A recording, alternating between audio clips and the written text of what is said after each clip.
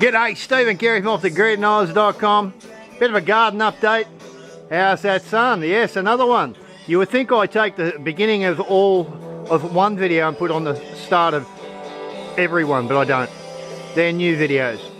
Lovely afternoon. I thought I'd do a quick garden update. Can I try and keep this to 5 minutes? I gotta talk quick. Out in the outdoor kitchen. Yeah, as usual, you get to hear what I'm listening to. A bit of Tom Petty. I won't back down. Good track, good track. Tom Petty's good band, actually. Anyway, garden update. I'm going to start over here. Whoa, as I give air. Our owls and the bees are all going good over there. The bees are over there. We actually did a bit of buying today as far as the garden goes for the bees. As I back off, we bought a whole heap of lavenders.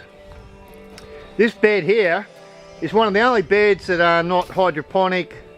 They're not wicking bed. It's just actually a drainage bed. And we bought a whole heap of really nice lavenders. And the ground is like concrete, so we're going to a bit of effort to put them in. And we're putting them in because they're in relatively close proximity to our first hive. That's going to be one of 3 big hives. And we've got to wait for spring for that. But yeah, as I pan around, so we went out and bought a few, we bought them, a few lavenders, about 10 of the buggers.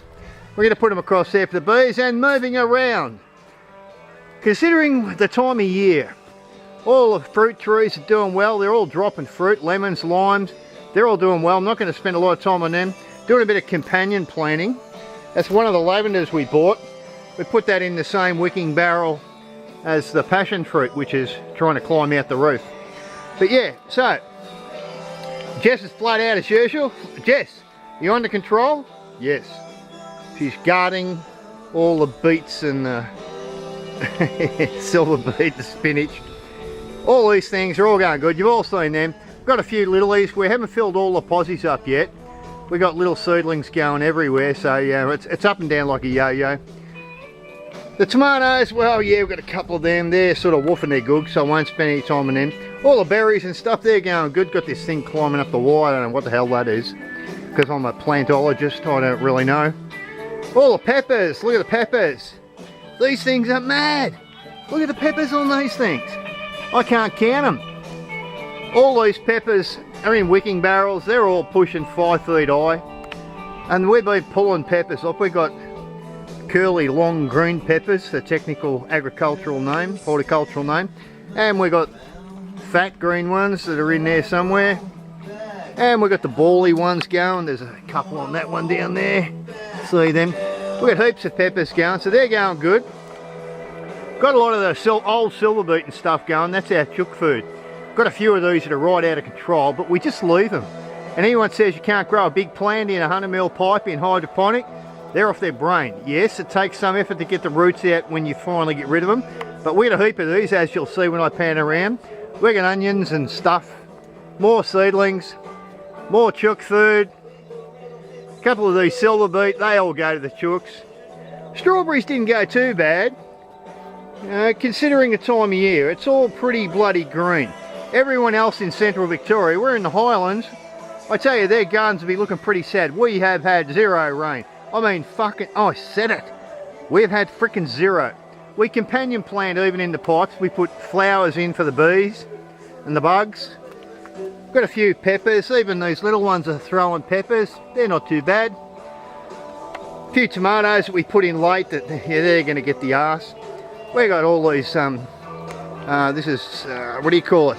Chocolate mint and stuff. Lots of herbs. We do grow lots of herbs so Kerri can play biochemist in the kitchen and create powder and juices and all sorts of stuff. But yeah, how's Tom Petty? I've got it probably a bit loud. Going around anyway, lots of positions with lots of little new ones. We've sort of not filled all the posies because it's heading into that time of year. There's only a certain amount of stuff that will take this time of year.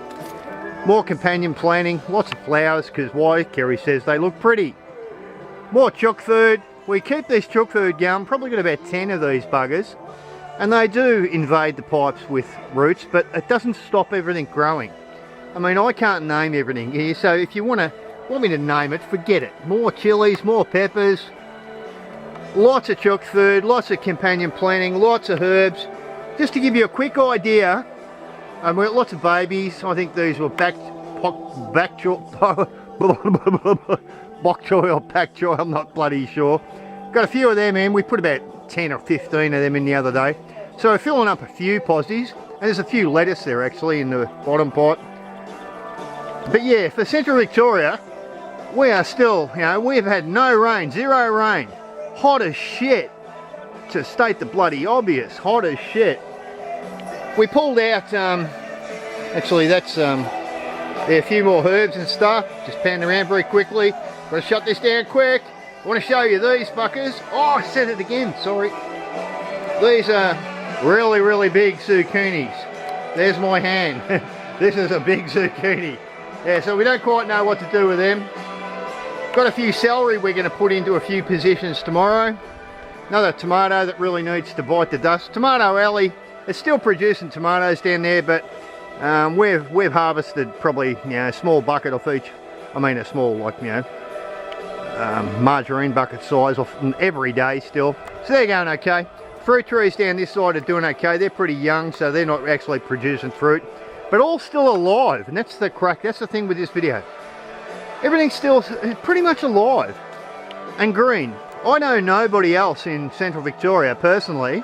Oh, I don't doubt that they're out there, but I know nobody else that has such a diverse range of things or plants growing, considering the dry spell we've had and the heat we've had.